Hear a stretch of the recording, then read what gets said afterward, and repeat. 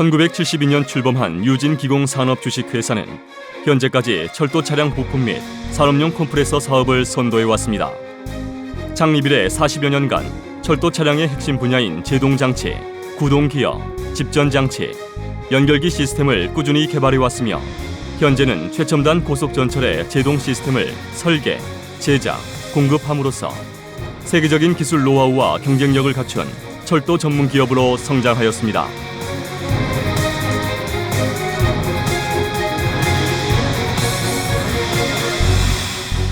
또한 유진기공산업주식회사는 뛰어난 연구 인력을 바탕으로 빠르게 변화하는 기술과 환경에 대응해 나갈 것입니다.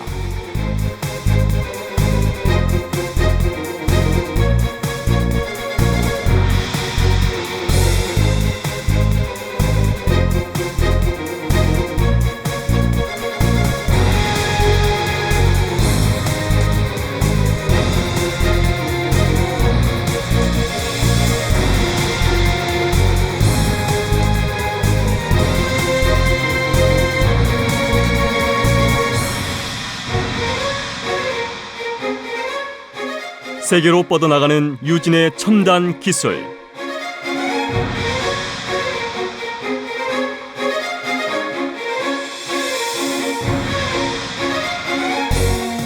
승객의 안전을 책임지는 유진의 제동 시스템은 제동 제어, 대차 제동 장치, 압축 공기 시스템 전체를 공급할 수 있으며 최신 기술 제품으로 시장을 선도해 나가고 있습니다.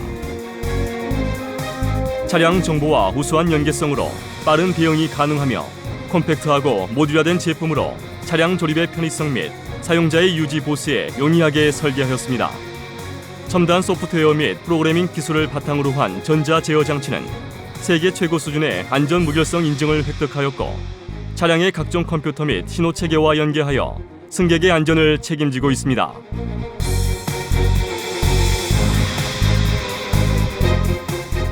철도 차량을 정위치 정차시키는 대차 제동 장치는 다이나모 시험 및 극한 조건의 시험을 통하여 최상의 안정성을 확보하고 있습니다.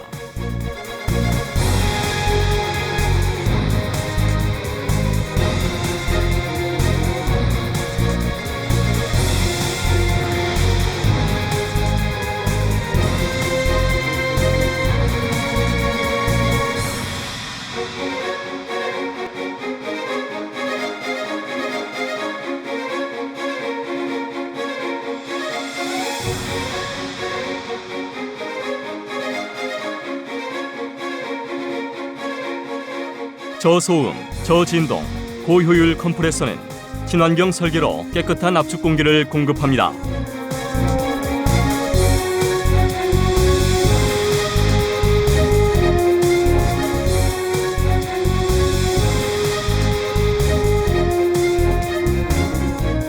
구동 기어는 차량의 하중을 고려한 시험을 통해 강인한 내구성, 저소음, 우수한 동력 전달 성능을 자랑합니다.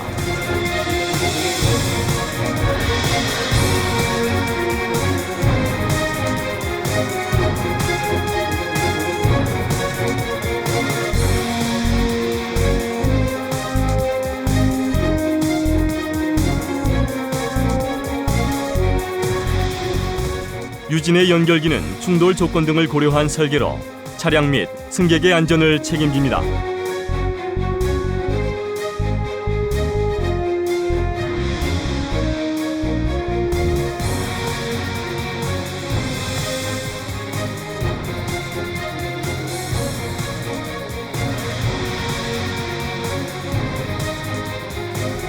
판토그래프는 자동 하강 장치 및 상승 제한 장치를 겸비하고 있으며 차량에 안정적인 전원을 공급합니다.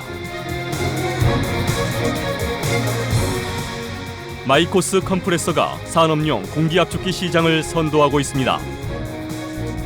독자 개발한 고효율 에어엔드 프로파일은 고정밀 전용 그라인딩 머신에 의해 가공되어 품질이 균일하고 높은 효율과 정숙한 운전을 동시에 실현하고 있습니다. 또한 최신의 측정기에서 전용 프로그램을 통한 완벽한 품질 검사와 품질 시스템의 구축은 한 번의 오작동도 허용되지 않는 40년 철도 차량 스크류 컴프레서의 경험의 토대입니다.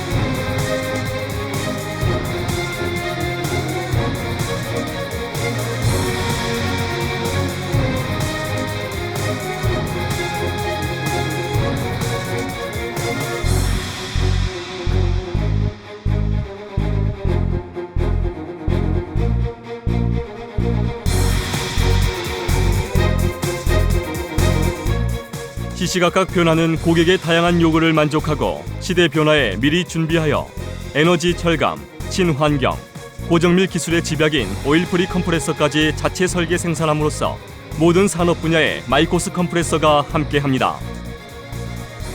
안전한 미래를 향한 끝없는 도전, 바로 유진이 앞장서겠습니다.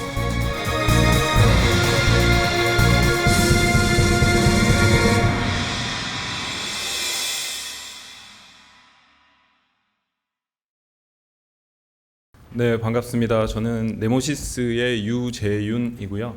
제가 오늘 발표드릴 내용은 현재 저희 회사에서 국책 과제로 수행하고 있는 두 개의 CBM 쪽 과제가 있습니다. 그게 경전철 타이어의 상태 기반 유지보수 시스템을 개발하는 것과, 그리고 철도 차량 쪽은 아니지만 철도 배전솔로의 상태 기반의 유지보수 시스템을 개발하고 있는 현재 진행 사항이 있고요. 그 중에서 시간이 된다면 제가 요 배전솔로에 대한 사례까지 말씀을 드리도록 하겠습니다. 앞에서 그 CBM에 대한 개념이나 그리고 그 철도 차량에 대한 전반적인 CBM 구축 그리고 네트워크에 대한 내용은 설명을 잘 해주셔가지고요. 저희는 그 시스템 전체적인 시스템 안에서 알고리즘에 조금 초점을 맞춰서 설명을 드리도록 하겠습니다. 대상 장치는 경전철 타이어입니다. 저희 아시겠지만 다 대부분이 철제 차륜인데요. 경전철에서는 주로 고무 차륜을 많이 사용을 하고 있습니다. 경전철 타이어의 특징은 노면 요철에 영향이 적고, 그리고 커브나 제동거리, 특히 소음에 더 유리하다고 합니다. 그리고 등판력이 우수해서 힘든 경사로를 조금 더 수월하게 넘어갈 수 있다는 장점이 있습니다. 고무차륜은 아래 보시는 바와 같이 부산 도시철도 4호선 그리고 인천국제공항, 의정부 경전철에서 사용되고 있는데, 저희는 이 과제에서는 부산교통공사가 같이 들어와 있어서 부산 도시철도 4호선을 대상으로 하였습니다. 부산 도시철도 4호선은 현재 무인 운전으로 운행 중이고, 여기서는 타이어가 손상이 발생했을 때 인지하기가 어렵다는 현재 문제가 있습니다. 그리고 타이어 점검할 때 작업자가 직접 판단을 해서 상태를 진단을 하고 교체를 하고 있는데요. 이때 일관성이 사람마다 조금 차이가 나는 부분이 있습니다. 그리고 마모 한도 이상으로 사용을 해서 타이어가 이제 파손이 되거나 그래서 안전운전에 위험이 발생하는 경우가 종종 있습니다. 그래서 아래 보시면 타이어를 과사용한 사례고요. 그리고 타이어의 크랙이나 편마모 등이 발생해서 손상이 된 사례입니다. 저희는 이러한 배경 때문에 그 타이어의 손상을 인지하기 위한 상태를 진단하고, 그리고 그 진단한 결과에 따른 유지보수 일정 계획을 수립하는 시스템을 개발하는 게 저희 과제의 목표입니다. 이 시스템 개발을 통해서 이게 어떻게 보면 CBM의 전반적인 목표라고 할 수가 있겠는데요.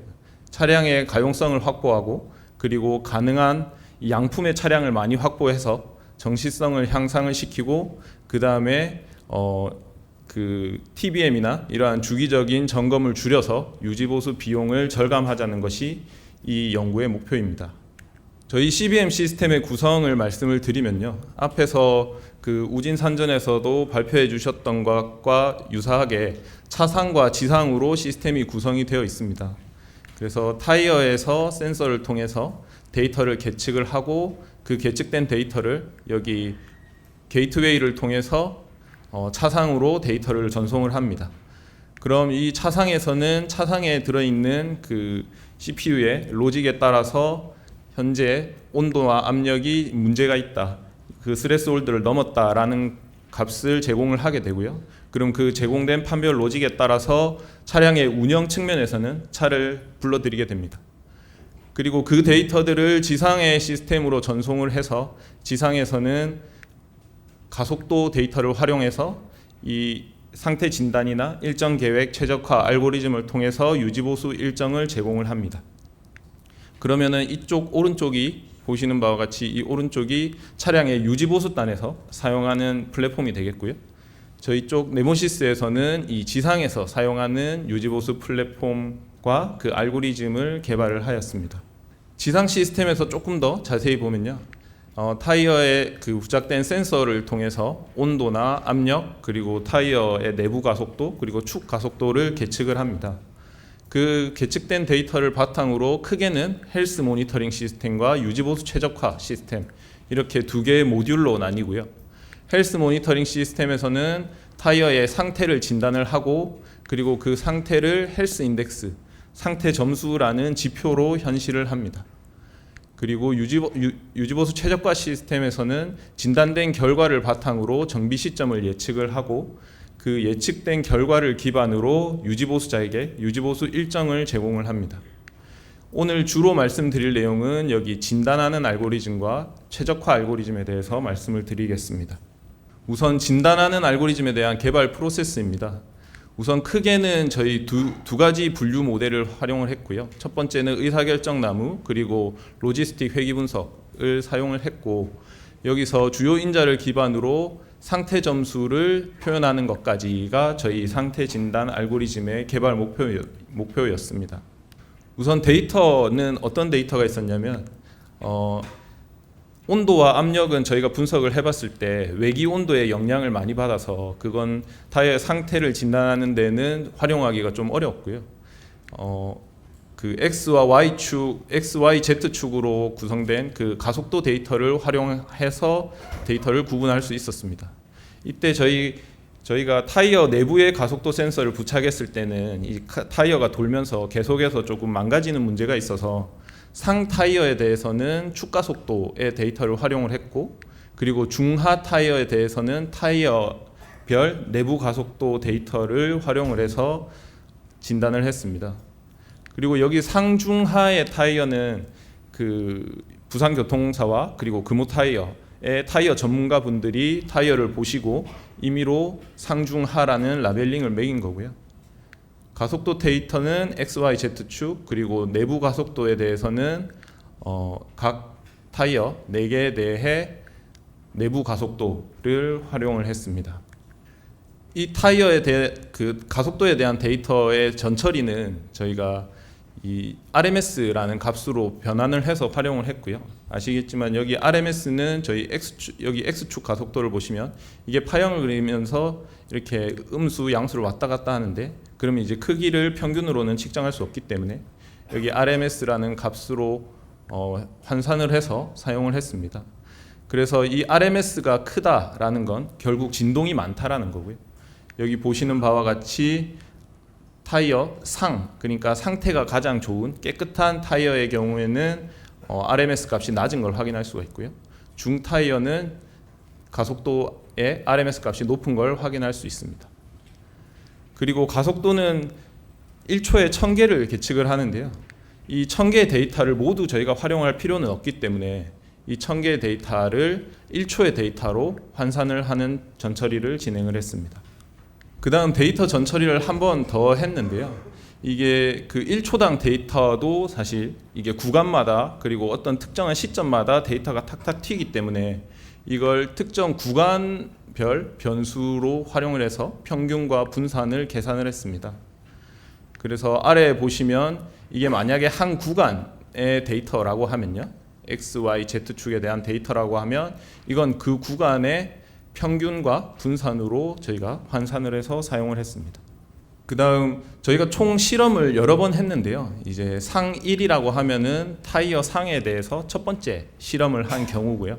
그때 실험이라고 하면 전체 역 14개가 있는데 처음에 출발해서 끝까지 갔다가 다시 왕복해서 돌아오는 것을 실험 한 세트로 구성을 했고요. 상중 타이어에 대해서 데이터를 이렇게 모아서 이제 한 번 왕복을 했을 때 데이터를 찍어봤습니다.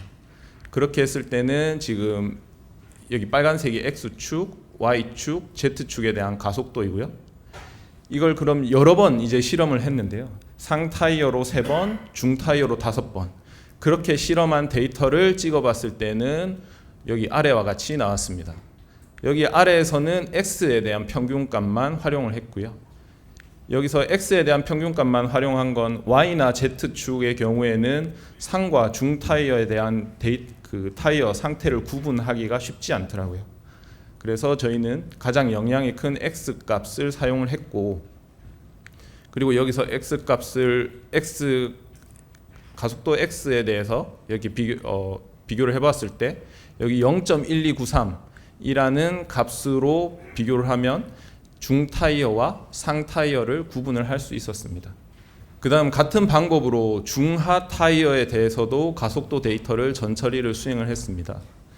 여기 우측에 보시는 바와 같이 여기 안평에서 미남까지가 주로 내리막길입니다. 그리고 미남에서 안평까지 다시 돌아오는 길이 오르막길인데요. 여기 녹색이 그 중타이어에 대한 가속도 값이고 그 다음에 파란색이 하타이어에 대한 가속도 값입니다. 여기 내리막길에서는 이 데이터들을 중하 타이어를 구분할 수 있는 반면에 오르막길에서는 이 데이터가 거의 붙어 있는 걸 확인할 수 있습니다. 그래서 저희는 여기서는 오르막길 데이터는 제외를 하고 안평에서 미남으로 가는 경우의 데이터만 활용을 했습니다. 그래서 앞에서 보신 바와 같이 상중 타이어에 대해서는 X축 가속도를 가지고 0.1293이라는 기준값을 두면 타이어를 구분을 할 수가 있었는데요. 중하 타이어에 대해서는 어떤 일정한 기준값으로 타이어의 상태를 구분하는 것이 쉽지 않아서 그래서 여기서는 로지스틱 회귀 분석이라는 다른 알고리즘을 적용을 했습니다. 그래서 이러한 패턴을 띠면 타이어가 하다, 이러한 패턴을 조금 더 낮은 가속도 데이터 값으로 띠면 중이다 라는 식으로 구분을 했습니다. 그래서 앞에서 말씀드린 바와 같이 여기 분류 모델을 상중 타이어, 중하 타이어에 대해서 각각의 모델로 구분을 했고요. 그때는 X축에 대한 가속도 값 그리고 RR 여기서 그 라이트 리어인데요. 그래서 오른쪽에 뒤편에 있는 타이어의 Y축 값으로 구분을 하는 걸로 저희가 모델을 개발을 했습니다. 여기 로지스틱 회귀 분석에서는 여기 주요 인자를 최종으로는 이렇게 뽑았지만 다른 데이터들을 다 같이 넣어서 모델을 만들었거든요. 그래서 회귀 개수가 여기서 보시는 바와 같이 RR에 대한 Y 값이 제일 큰데요. 여기서 회귀 개수가 제일 크다는 건 이 모델에 영향을 가장 많이 미치는 주요 인자라는 의미입니다. 그래서 분류한 모델을 통해서 나온 진단 결과를 이제 상중하로만 나누는 것이 아니라 저희가 이 진단 결과를 가지고 점수화를 했습니다. 점수는 0에서 100점 사이의 점수를 만들었고요. 그리고 이 점수가 필요한 이유는 저희가 뒤에서 유지보수 일정 최적화라는 알고리즘과 연관이 되는데요. 이 타이어가 몇 점일 때 유지보수를 할 거냐, 그리고 지금 현재 상태가 물론 3단계보다 100단계로 나눌 수 있으면 더 유지보수 의사결정하는 데 좋기 때문에 저희가 그거를 이제 점수화로 했고요. 지금부터는 상태 진단 결과를 점수화하는 과정입니다. 여기 제일 왼쪽에 1번 구간에 대해서 상타이어와 중타이어에 대한 가속도 값이 있습니다. 이 가속도 값을 가지고 제일 가속도가 낮을 때, 그러니까 제일 상태가 좋을 때를 0으로 하고요. 제일 상태가 안 좋을 때를 1로 했습니다. 제일 상태가 안 좋을 때를 0으로 하고 제일 상태가 좋을 때를 1로 해서 그 안에 단계를 이제 100점으로 민맥스로 표준화를 한 겁니다. 그럼 그렇게 표준화했을 때 지금 점수가 이렇게 나오는데요. 예를 들어서 상 1이 0.1088 그리고 상위는 상 타이어에 대한 두 번째 실험 데이터입니다. 0.2279 이러한 경우에는 100을 곱해서 그러면은 39.88, 26.15, 22.79 이런 식으로 점수가 나오고요. 근데 100점이 가장 타이어가 좋은 상태이기 때문에 100에서 다시 이 값을 빼주면 가장 제일 최상의 상태의 타이어가 100점, 그리고 타이어 상에 대한 실험 결과 제일 안 좋은 경우가 60점 이렇게 산출이 되었고, 그걸 상 타이어뿐만 아니라 중 타이어에 대해서도 전체적으로 환산한 값이 이렇게 됩니다. 그러면은 이제 상 타이어와 중 타이어에 대해서 상태 진단했을 때 그 타이어가 지금 몇 점의 상태다라는 값을 여기서 이렇게 보여줄 수가 있습니다. 그 다음 상과 중 타이어를 방금 앞에서와 같이 점수화한 것과 마찬가지로 중과 하 타이어에 대해서도 점수화를 했습니다. 그런데 중과 하 타이어에 대해서 점수를 0에서 100점을 나눈 것도 결국은 상중하를 다 구분을 해야 되기 때문에 상에서 중 데이터는 다시 100에서 50점으로, 중에서 하 타이어는 50에서 100점으로 설정을 했고, 그렇게 설정을 했을 때 지금 우측 하단에서 보시는 바와 같이 상 타이어, 중 타이어, 하 타이어, 그리고 그 사이에 중상, 중하라는 타이어로 5등급으로 분류를 할 수 있었고요. 그래서 저희는 총 5가지 상태의 타이어의 상태 진단 결과를 도출하는 알고리즘을 개발을 했습니다. 그래서 최종적으로 이 지표를 그 기준을 산출을 했는데요. 100에서 50점 사이인 경우 상, 중상 또는 중 타이어고, 그리고 50에서 0점 사이인 경우 중, 중하, 하 타이어입니다. 이때 상태 점수에 대한 기준값이고요. 그래서 이 사이에 있으면 중이다, 중하다, 그리고 하다, 이런 식으로 결정을 하는 알고리즘을 개발을 했습니다. 그 다음 이전까지가 상태 진단 알고리즘에 대한 내용이었고요. 여기서부터는 유지보수 일정 계획에 대한 알고리즘입니다. 이 최적화 알고리즘은 저희가 CBM 쪽에 대한 저희 회사에서 가지고 가는 컨셉이라고 보시면 되는데요. CBM이 요즘 여기저기서 많이 사용을 하고 있는데 가장 단점이 비계획성이라고 저희는 생각을 하고 있습니다. 물론 CBM은 이제 미리 상태를 알고 진단을 해서 정비를 미리 할 수 있으면 좋은데, 그 진단된 결과가, 그러니까 타이어로 예를 들면 상태가 안 좋은 타이어가 갑자기 여기저기서 이제 발생을 할 거거든요. 그럼 이제 알람이 여기저기서 발생을 할 거고, 그러면은 유지보수자 입장에서는 그럼 내가 그래서 오늘 무슨 정비를 해야 되냐, 내가 이번 주에 무슨 정비를 해야 되냐, 이게 가장 중요한 부분이기 때문에 그 상태 진단된 결과를 이 최적화라는 알고리즘을 통해서 유지보수자에게 제공을 하는 컨셉입니다. 그래서 제약된 자원 하에서 상태 진단 결과 기반의 유지보수 일정 계획을 수립하는 알고리즘이고요. 여기 도입 전의 예시를 보시면 이제 첫째 날 타이어 2개가 예를 들어서 상태가 안 좋았습니다. 둘째 날 4개, 셋째 날 4개. 그런데 5일째 되는 날 여기 8개가 갑자기 상태가 안 좋았습니다. 그러면은 이 앞에서는 자원이 남게 되겠죠. 그리고 여기 빨간색으로 표시한 날에는 이제 자원이 부족하게 될 겁니다. 그러면은 여기서는 작업자들이 좀 쉬게 되고, 여기서는 이제 잔업을 해서 유지보수를 더 하게 됩니다. 근데 만약에 우리가 현재 상태와 미래 상태를 알 수 있다면 이 유지보수 일정들을 조정할 수가 있는 것이죠. 예를 들어서 이날 5일째 타이어가 많이 안 좋을 것이기 때문에 이걸 하루 이틀 정도 미리 당겨서 하는 겁니다. 그리고 이왕이면 차를 불러들였을 때 또는 어떤 정기 검수가 있을 때 유지보수를 하는 것이 가장 효율적이기 때문에 그때 유지보수를 하자는 겁니다. 그리고 여기서 하나 더 추가가 된다면, 예를 들어서 1번 편성에 1번하고 2번 타이어가 안 좋은데 그 타이어를 이왕 차를 잡아들였을 때 같이 유지보수를 하는 게 좋기 때문에 그것들도 개념을 고려해서 일정을 짜서 제공을 하자는 컨셉이 되겠습니다. 그래서 최적화 알고리즘을 도입을 하게 되면 이제 우측과 같이 일정하게 유지보수를 수행을 할 수 있는 겁니다. 이 알고리즘은 저희가 수리 모델로 개발을 했고요. 여기서 여기 아래에 보시면 제약식이나 그리고 이 수식이 있는데요. 여기 수식의 핵심은 여기 R이라는 목적 함수가 있는데, 이 R은 가능한 한 오랫동안 타이어를 사용할 수 있도록, 대신에 고장이 나기 직전에 유지보수를 하도록 하는 제약식과 목적 함수가 구성이 되어 있습니다. 그 다음은 이 앞에 최적화 알고리즘을 이제 저희가 엑셀로도 그려보고, 엑셀로 했을 때 여기 보시면 이제 첫째 날 이 타이어에 대해서 유지보수를 하세요, 둘째 날 이 타이어에 대해서 유지보수를 하세요 라고 결과물이 산출되도록 프로토타입으로 엑셀로 만들어 본 거고요. 그리고 이걸 파이썬 코드로 짜서 저희가 그 소프트웨어에 탑재를 했습니다.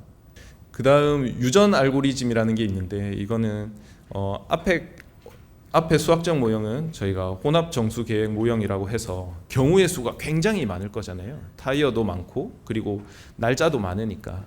그러면은 그것들 중에 가장 최적을 찾는 건데요. 이게 단점이 시간이 굉장히 오래 걸립니다. 그래서 유지보수 일정을 짜주려면 이제 특히 개체가 많아지면 많아질수록 유지보수 그 시간이 굉장히 오래 걸리는데요. 이제 산업공학에서 주로 사용하는 최적화 방법론으로 유전자 알고리즘이라고 해서 완전 최적은 아니지만 최적에 가까운 해를 찾는 알고리즘입니다. 그래서 이 알고리즘을 통해서 저희가 추가적인 알고리즘을 개발했다고 보시면 되겠습니다. 그래서 만약에 개체가 많아서 시간이 오래 걸리는 경우, 특히 앞에서 우진에서 말씀해 주신 바와 같이 철도 차량 안에 있는 많은 장치에 대해서 이러한 진단을 할 경우, 그러면은 그 효율적으로 유지보수를 하기 위해서는 이왕이면 한 번에 같이 차를 잡았을 때 교체하는 것이 좋기 때문에 그럴 때는 이러한 유전 알고리즘을 활용하는 것이 효율적일 거라고 생각을 합니다. 그 다음 이 화면은 앞에서 말씀드린 그 알고리즘들을 탑재했을 때 화면이고요. 타이어에 대한 전체적인 상태와 그리고 개별 타이어에 대한 상태, 그리고 들어오는 실제 센싱 데이터 값, 그리고 앞에서 말씀드린 유지보수 일정 계획을 수립을 해서 결국 이 소프트웨어를 쓰는 유지보수자에게 달력 형태로 타이어의 상태 진단의 결과를 반영을 해서 이와 같이 달력 형태로 일정을 제공을 합니다. 그럼 유지보수자는 상태가 어떤지는 그냥 참고 정도로 하고, 그래서 내가 오늘 어떤 유지보수를 해야 하는가를 이 화면으로 확인을 하실 수가 있습니다. 네, 시간이 이제 5분이 채 안 남았는데요. 요 배전선로 케이블에 대한 그 진단 사례만 간단하게 말씀드리고 마치도록 하겠습니다. 이것도 국제과제로 저희가 진행을 하고 있는 거고요. 이 배전선로 케이블은 역이나 역사 그리고 신호장치에 전력을 공급하는 케이블이고 전국에 6,600km 정도가 깔려 있습니다. 이 케이블에 대해서 현재는 진단을 하는 도구가 없어서 곳곳에서 이제 사고가 종종 발생을 하는데요. 그래서 이 케이블에 대해서 진단하고 유지보수하는 그 CBM 시스템을 저희가 개발을 했고, 이 케이블에 대해서는 여기서 전기나 전력 쪽의 전문가분들은 아시겠지만 이 케이블에 만약에 문제가 생겼을 때 어떤 절연이 파괴되거나 뭐 밴딩되거나 했을 때는 부분 방전이라는 게 발생을 합니다. 이걸 저희 PD라고 하는데요. 이 PD라는 데이터가 나오면 그 케이블에 문제가 있다라고 진단을 할 수가 있습니다. 그래서 이 PD라는 데이터를 가지고 저희가 진단하는 알고리즘을 개발을 했고요. 이 PD라는 게 이러한 파형에 따라서 중간중간에 계속 이렇게 파란색으로 튀게 됩니다. 그러면 근데 이 파란색이 일정한 그 위상에서 튀도록 되어 있거든요. 그러면은 이걸 하나의 사이클이라고 보고 이 사이클을 여러 개를 중첩을 하면 이와 같은 모양의 파일로 생성을 할 수가 있고요. 이걸 이미지화하면 왼쪽 아래에 있는 그림과 같이 그 이미지 한 장을 만들 수 있습니다. 그러면은 여기 이와 같이 패턴이 있으면 이 케이블은 지금 문제가 있다라고 진단을 할 수가 있습니다. 그리고 케이블에도 어떤 장치마다 이제 고장 유형이 있잖아요. 그래서 이 케이블에도 여러 가지 고장 유형이 있는데 예를 들어서 안에 구멍이 난 경우, 그리고 겉에 피복이 벗겨진 경우, 그러한 다양한 경우가 있는데 그 경우에 따라서 이와 같은 PD의 패턴이 다르게 나타납니다. 그러면 우리는 이 PD 패턴을 보고 이 케이블이 지금 어떤 문제가 있다라고 진단을 할 수 있는 거죠. 그래서 저희는 이 PD 데이터를 가지고 알고리즘을 학습을 하는데 활용을 했고요. 이때는 CNN 알고리즘을 적용을 했습니다. 여기서 CNN은 이미지를 해석하고 진단하는 데 가장 효율적이라고 알려져 있기 때문에 CNN 알고리즘을 적용을 했고, 이것들로 학습을 시켜서 이 이미지는 지금 상태 점수가 몇 점이다, 지금 그리고 당장 교체를 해야 된다라는 판단을 하고요. 그렇게 했을 때 현재 이 과제는 진행 중입니다만 현재는 93% 정도의 정확도로 진단을 하고 있습니다. 네, 유지보수 일정 최적화하는 알고리즘도 여기에도 들어있는데 이거는 중복되는 내용이니까 빼도록 하고요. 이 배전선로 케이블에 대해서 저희가 유지보수 통합관리 시스템을 개발한 UI입니다. 현재 12개 전기처에서 그 유지보수 케이블을 구역을 나누어서 유지보수를 수행하고 있고요. 그래서 만약에 서울 본부에 지금 어떤 케이블에 문제가 있다라고 하면은 클릭해서 들어가면 전국에 대한 것과 그리고 일부 그 서울 지역에 대한 케이블과 그 케이블의 상태들을 확인을 하실 수가 있습니다. 그 다음에 여기서도 마찬가지로 앞에 진단한 결과를 기반으로 유지보수 일정을 제공을 해서 이 유지보수자에게 CBM의 그 진단 결과를 기반으로 효율적인 유지보수를 할 수 있도록 제공을 하고 있습니다. 네, 이까지가 제가 오늘 말씀드릴 내용이었고요. 그리고 뭐 마지막으로 저도 경험이 그렇게 많지는 않은데 이게 사견입니다만 지금 CBM이 만능처럼 이렇게 생각을 하고 어떤 요구사항이나 이런 데도 다 들어있는 걸 보는데 그것도 향후 나아가야 될 방향은 맞지만 그게 만능은 아니다라고 생각을 하고요. 그것보다는 RCM을 더 잘해서 기존의 TBM에 대한 유지보수를 효과적으로 하고 그 뒤에 자원 관리나 그리고 유지보수에 대한 기존의 일단 MMS나 이런 것들을 잘 만들어서 거기에 추가로 CBM 모듈을 붙이는 게 나아가야 될 방향이 아닌가 그렇게 생각을 합니다. 네, 이상 마치겠습니다.